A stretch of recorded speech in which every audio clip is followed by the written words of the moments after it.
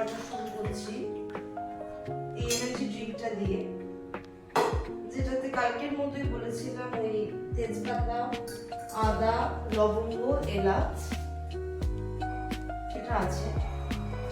এটা খেলে আমাদের শরীরের মেটাবলিজমটা বুস্ট হবে, আর তার সাথে আমাদের শরীরকে একটা ওমনেস দেবে, যেখানে আমার ফ্যাটটা গলতে থাকবে। এটা খেলে মিনিমাম আধ ঘন্টা এক্সারসাইজ করতেই হবে। তো এটা এখন রেগুলার বেসিস ড্রিঙ্ক করার ইচ্ছায় আছি, কালকে করেছি আজকে করছি। এটা করার একটাই কারণ যে আমার ফ্যাটটা যাতে তাড়াতাড়ি বার্ন হয়। তো আজকে সকালে 7:45 মতো বাজে, এখন আমার একটা কাজ আছে, আমি বেরিয়ে যাব। তো বেরোনোর আগে যে কাজগুলো আমার আছে সেটা হচ্ছে যোগ ব্যায়ামটা করবো, তারপর বিছানা তুলবো, ঘর পরিষ্কার করবো, পুজো দেবো, চান করবো, ব্রেকফাস্ট করবো।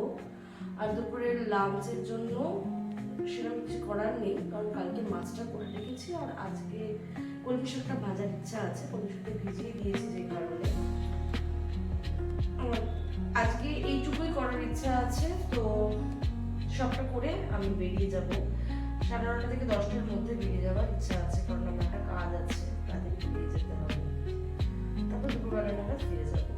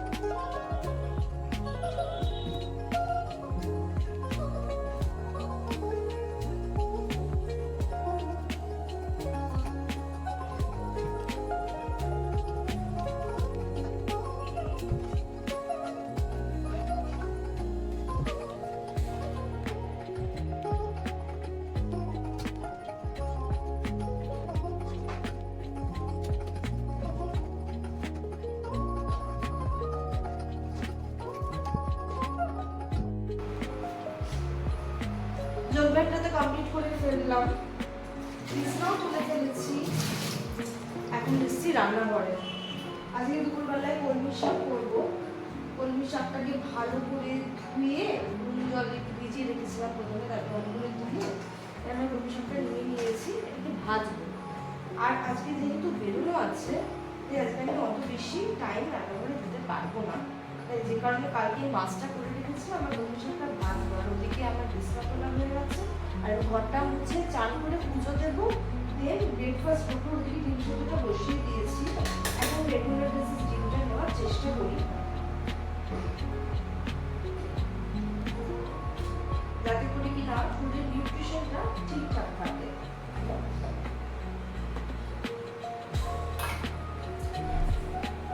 আর আমার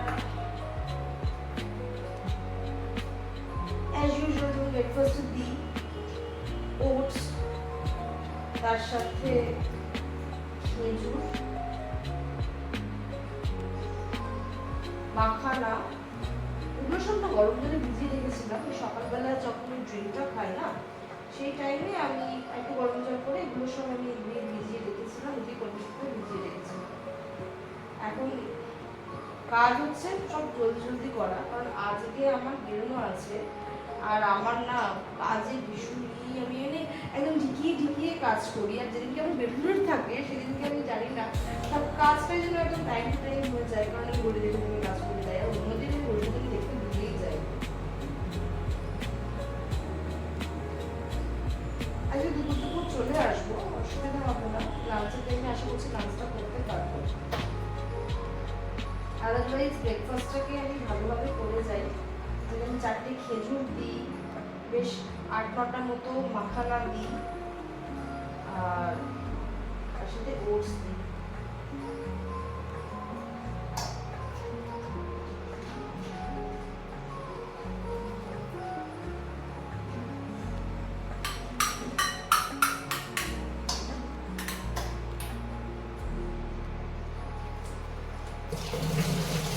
আমার আগে বলবো ঠিক 14 সাল থেকে আপ টু 20 সালের পুজো অবধি রেগুলার বেসিস ব্যায়াম করতাম।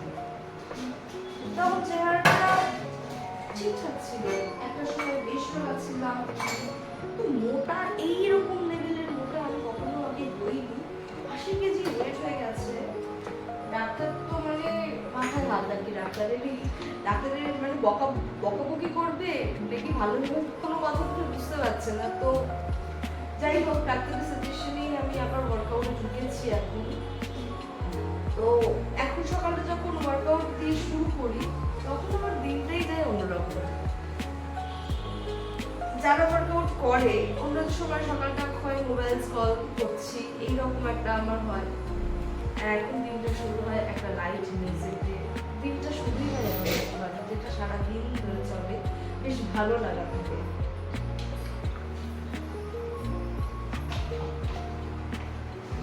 যেদিকে আমার ডিমটা সেদ্ধ হয়ে গেছে, আর সরিষার সাথে একটু রসুন দিলে খুব ভালো লাগে। সাথে একটু রসুন দিয়েই করবো। রসুনটা এই ফাঁকে আমি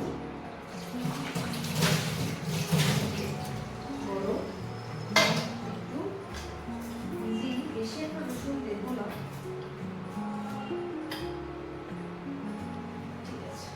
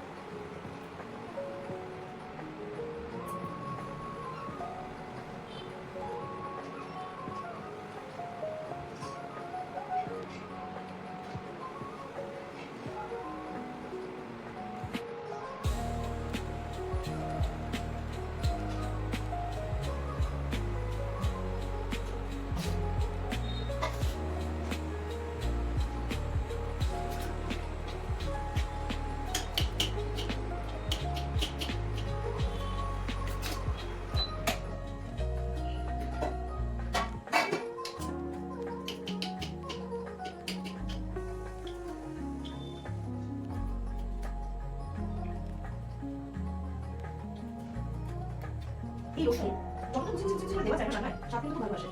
রসুন খেতে করলে একরকম স্বাদ হয়, কিছু খেতে একরকম স্বাদ হয়।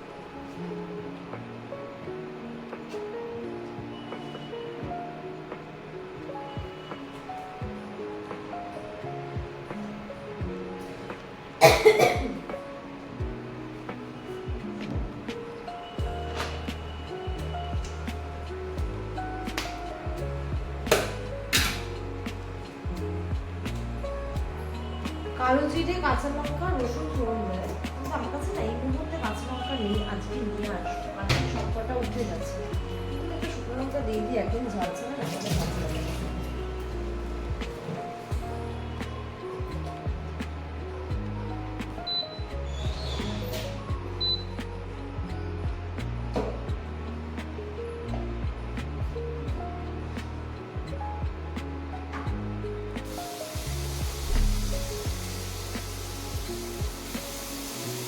রান্নাতে এই কড়াতে যখন তেল দেওয়া হলো, তারপর প্রথম যে জিনিসটা পড়বে ফোড়ন হিসেবে, সেটারই গন্ধ না পুরো রান্নাটায় থাকে। তো রসুনের ফ্লেভারটা একটু বেশি ভালো লাগে, যে কারণে আমি আগে রসুন দিলাম। এখানে অনেকেই দেখেছি আগে কালো জিরে দেয়, কালো জিরে ফ্লেভারটাই পুরোটাতে থাকবে। তো এটাই কিন্তু একটা ছোট্ট টেকনিক, যে কোন ফ্লেভারটাকে ধরে রাখতে চাই সেই ফ্লেভারটাই ভাতের সাথে।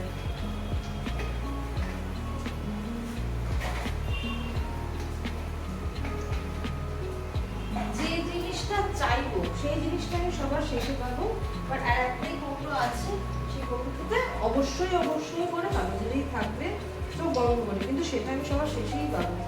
চিরকাল এটা হয়ে আসে, আজকেও তার ব্যতিক্রম হলো না।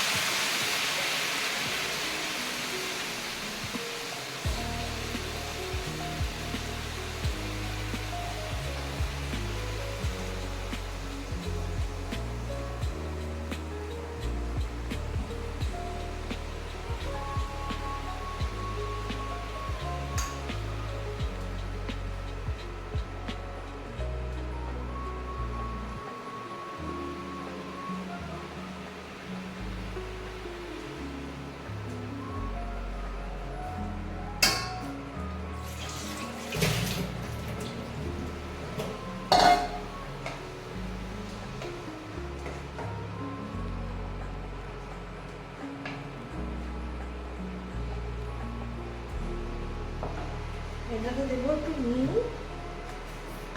আগে নুন খুব বুঝে দিতে হয়, একবার নুন বেশি হয়ে গেলে নুনটাকে কাটানোর আর কোনো রাস্তা থাকে না। গ্যাসের পরে যদি লাগবে তারপর আবার দেবো অল্প একটু হলুদ,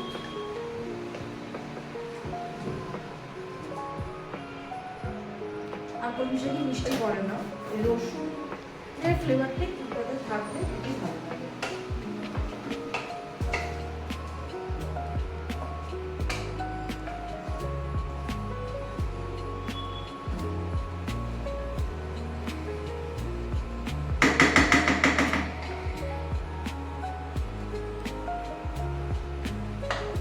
হয়ে গেছে, এরপরে আমি ঘর মোছার পালা। ঘর দোর মুছে পুজো দিতে দিতে, মানে ঠাকুর দিতে, তখন ঘর মুছে যখন ঠাকুর দিতে বসবো তখন আবার আসি।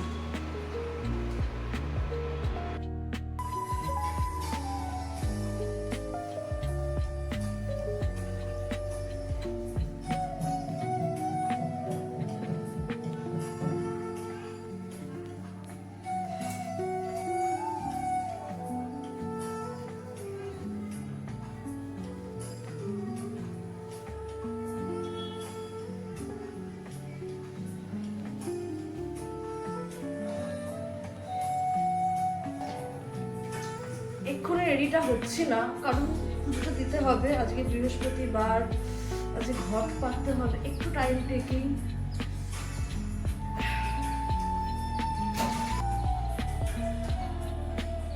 নর্মাল স্কিন কেয়ারটা করে পুজোতে বসে যাব।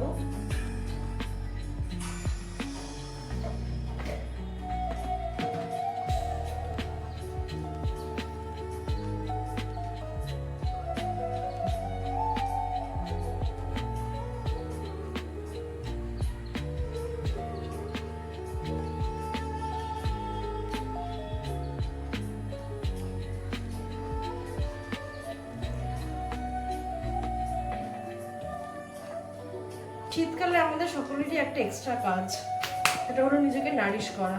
আমি এটা এক্সট্রা কাজই বলি, কারণ আমি মুখে ময়েশ্চারাইজার মাখাটা তো সারা বছরের আমার অভ্যাস। এটা ছাড়া আমার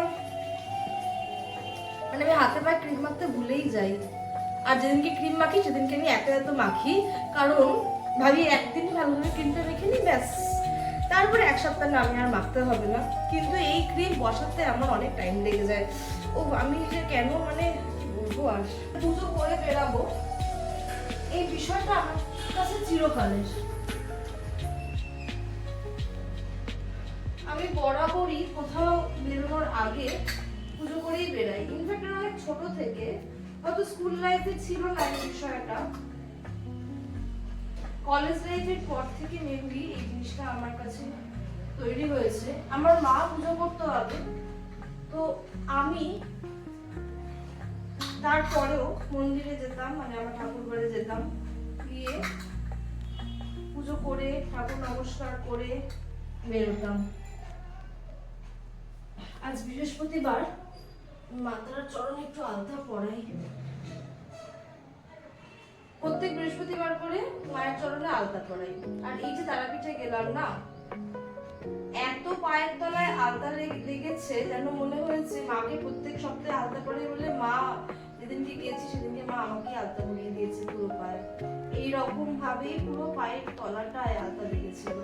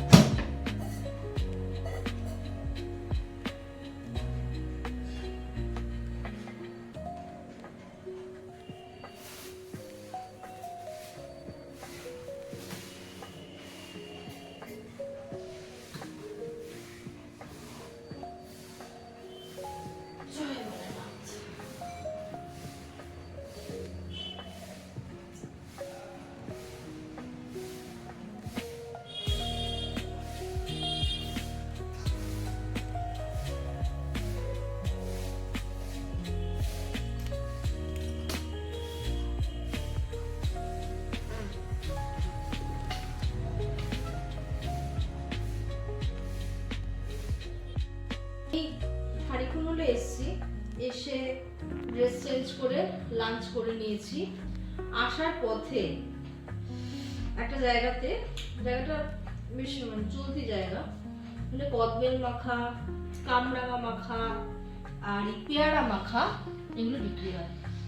দারুণ খেতে হয়, খুব সুন্দর গন্ধ বেরোয় চারিদিকে।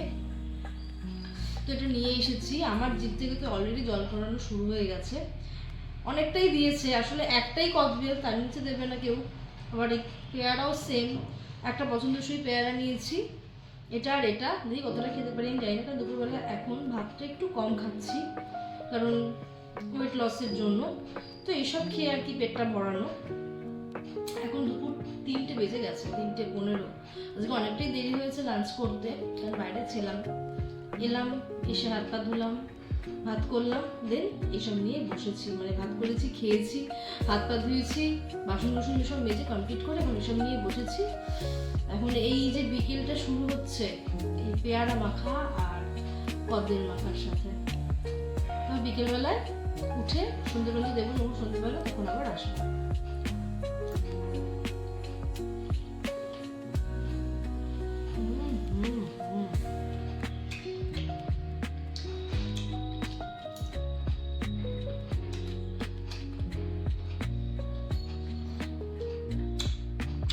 দারুণ লাগে।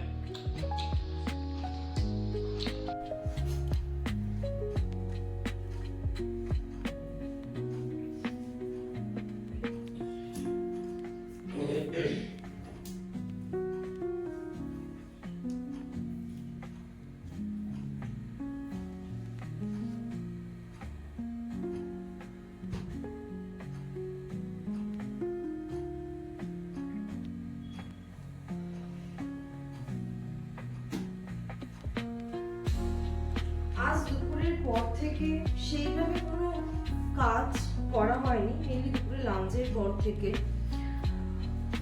লাঞ্চ টাঞ্চ করে পেয়ারা মাখা, কদবেল মাখা এসব খাওয়ার পর সেই যে বিছনায় উঠেছি, কখন যে দুটো চোখ একসাথে হয়ে গেছে বুঝতে পারিনি। যে কারণে আমার আর সেই অর্থে খুব এফোর্ট নিয়ে ভিডিওগুলো করা হয়নি। কোনো মতেই সন্ধে দিয়েছি, আর কোনো মতেই তারপরে চা খেয়েছি, আর রাতের ডিনারটাও কোনো মতেই করে নিয়েছি। সেই অর্থে বিশালভাবে কোনো এফোর্ট দিয়ে কিছু করা হয়ে ওঠেনি, ডিউ টু আমার হাতে পায়ে প্রচন্ড ব্যথা করে।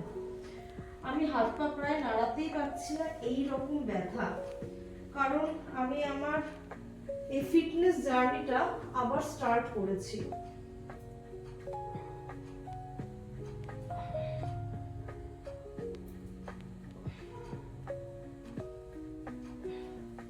তো এই ব্যথা তো চলতে থাকবে, অ্যাটলিস্ট 7 দিন তো চলবে। তো এই 7 দিনের মধ্যে প্রত্যেক কটা দিনেরই ভিডিও আমি আপনাদের সামনে তুলে ধরার চেষ্টায় আছি।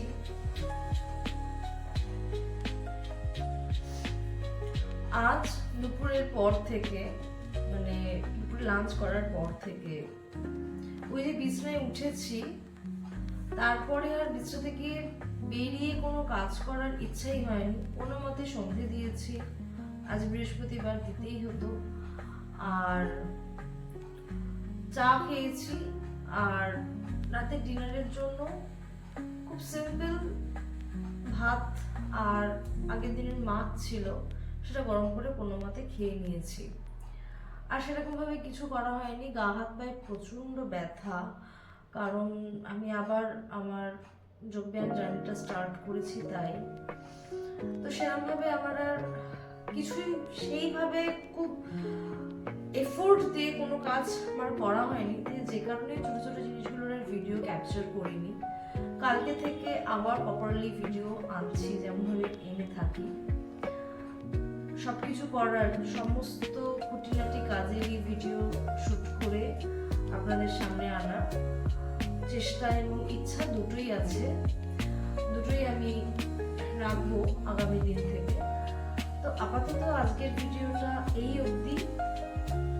আপনাদের কেমন লাগছে আমাদের ভিডিও, আপনাদের কেমন লাগছে আমার ভিডিও, সেটা কমেন্টে জানাবেন। ভালো লাগলে লাইক করবেন, ফেসবুক থেকে দেখলে ফলো করবেন এবং ইউটিউব থেকে দেখলে চ্যানেলটাকে সাবস্ক্রাইব করে দেবেন।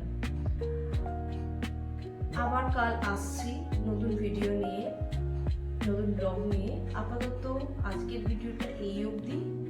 দেখা হচ্ছে নতুন আরেকটা ভিডিও নিয়ে, নতুন আরেকটা দিন নিয়ে। সবাই সঙ্গে থাকবেন, সুস্থ থাকবেন, ভালো থাকবেন, হেলদি থাকবেন। আজকের মতো গুড নাইট সবাইকে।